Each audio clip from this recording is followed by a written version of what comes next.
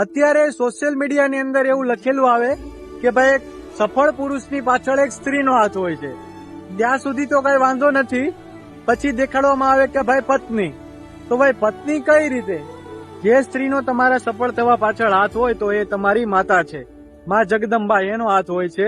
તમે જો સ્ત્રીની વાત કરો ને તો હું તમને એક ચોખવટ પાડી દઉં કે સ્ત્રી ક્યારે આવે કે જ્યારે તમારી પાસે જમીન હોય, મકાન હોય, વિદેશમાં ફ્લેટ હોય, કા પછી તમે સારું કમાતા હો ત્યારે પત્ની આવે.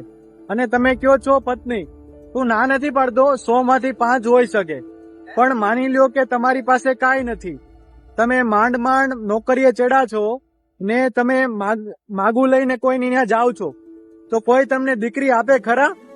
નો જ આપે. આપણને કડવી વાસ્તવિકતા ખબર જ છે. તો પછી લખો ને ત્યાં માં લખો, માં. બરોબર? પછી 100 માંથી 5 હશે, વિરોધ નથી. માં હોય, માં જગદંબા છે, અને માં સિવાય કોઈ નથી પુરુષના સફળતા પાછળ.